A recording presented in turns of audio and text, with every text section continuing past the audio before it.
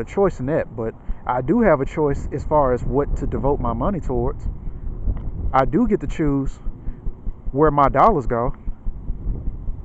Where America isn't so much of a police state yet that they get to dictate where my money is spent. I still get to choose whether or not I go to these goofy ass restaurants whose food ain't even up to par anywhere. Whose food ain't even nothing to scream on anywhere. I get to choose whether or not I deal with the women of Babylon, knowing where that's going, which is basically nowhere. I get to make those choices, and those choices not only do they dictate the fate of this country as far as the integrity and the quality of its economics, but it's had, in case you haven't noticed, it's had an effect on you. Since the MGTOW movement, not the Me Too movement, the MGTOW movement, bridal stores, I dare even say the toy stores, definitely the bridal stores, all these bridal stores, wedding things that deal with weddings and brides and have been shutting the fuck down. And I'm here to tell you, we did that shit. You damn right. You damn right we did that shit. We did that shit, motherfucker. We shut that shit down. Because who in their right mind, who in their wrong mind wants to marry this Babylonian American bitch? This narcissistic, solipsistic, insatiable, greedy, incorrigible American bitch.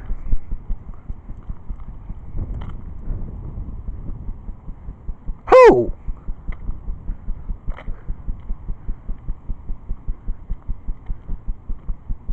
Who's putting their head on the chopping block for that piece of shit? And if you are, shame on you, motherfucker. You must be out your rabbit ass mind. And you eons dumber than what I'm willing to give you credit for. Because that's one thing I will say about this society, and all the encounters that I've had with people, one thing that I've learned to stop doing is giving motherfuckers the benefit of the doubt. I had to learn to stop doing that shit. Instead, you just gonna have to assume the worst, because they assume the worst out of you. They ain't giving you the benefit of the doubt. They see a nigga, hey, it's a nigga. It's a nigga, just like the rest of them.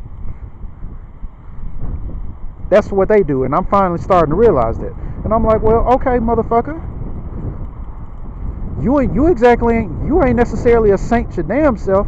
Not with what we've seen with Jeffrey Epstein, and so I mean, we can just say the same thing about you. You a drug head, you a pedophile, you're a race soldier, not a police officer, a Nazi race soldier, fucking this country up off my tax dollars, mind you. Because let me for all the police officers in America, wherever your racist ass comes from, get this through your thick Nazi skull. It's my tax dollars that pays for your uniforms, pays for your tasers, pays for your patrol units, for your racist ass to get out here and terrorize people like me. We pay for that, motherfucker. And we're the ones fucking this shit up.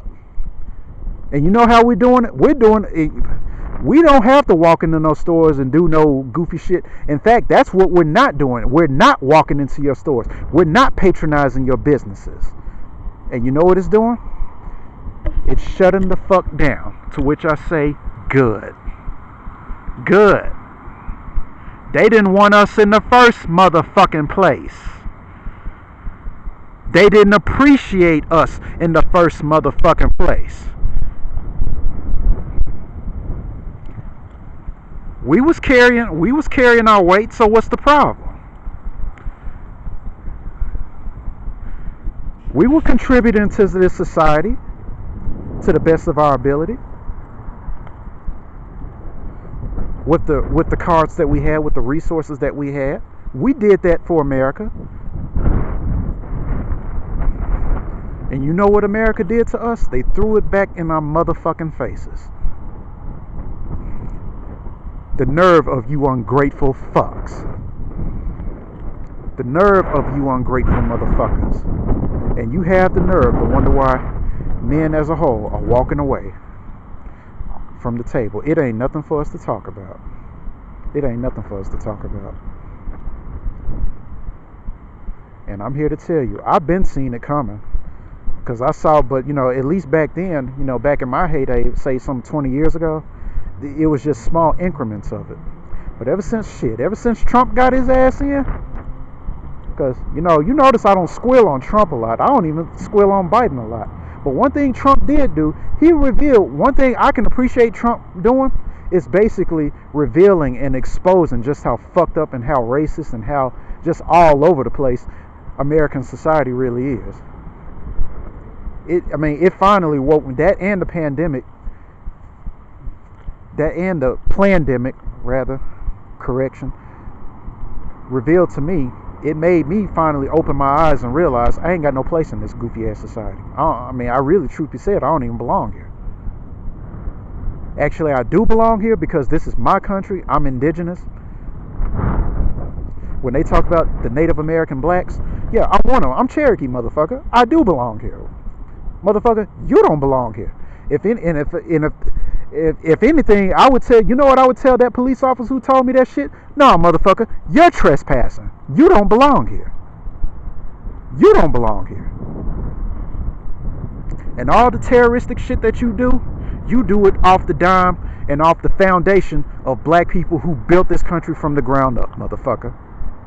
Know your place.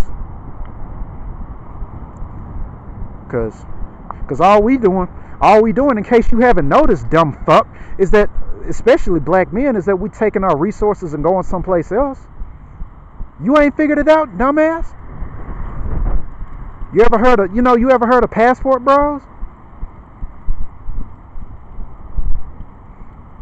So no, fuck this goofy ass society. And that goes for Colorado, that goes for Tennessee, that goes for places I ain't even been to, like Alaska or some shit. That goes for America as a whole. Man, fuck this place. You got all of us fucked up. You got us all fucked up. Fuck is wrong with you?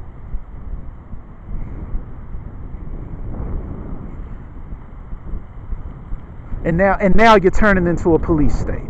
Now you're turning into some mix between some socialist, communist, libtard police state. That's what your sweet, precious 50 nifty is turning into.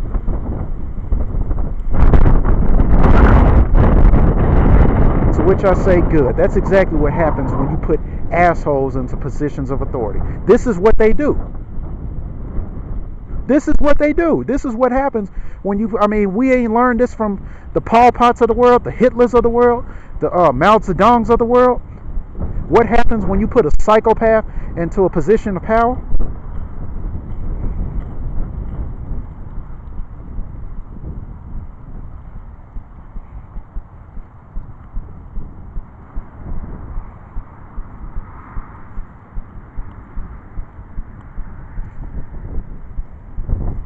I was thinking, I'm pausing because I was thinking, I'm comparing what has happened in the past to this upcoming event where there's supposed to be this man of Jewish lineage who's supposed to be the man of sin, whom we know is the Antichrist. Ironically enough, the Jewish people are going to fall right. And ironically enough, we can't even call it deception because they're waiting for this man, and he is their Messiah.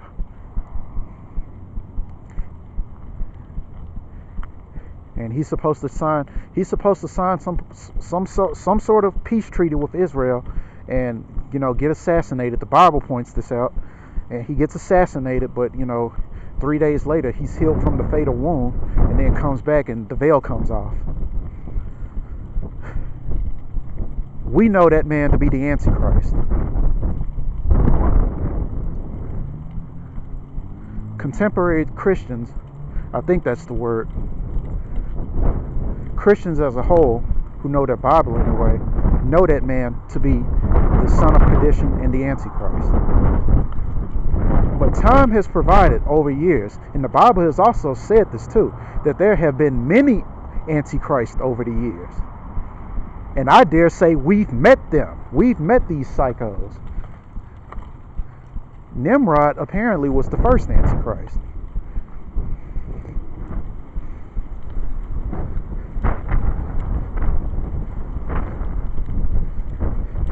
And knowing that we live in a society that's basically being run by psychopaths, that's being governed by psychopaths, who would do just that, because psychopaths tend to, psychopaths do that, right? They tend to put themselves in position of the authority and then destroy everything in sight under the pretense of that, I'm the one laying down the law and you do as I say.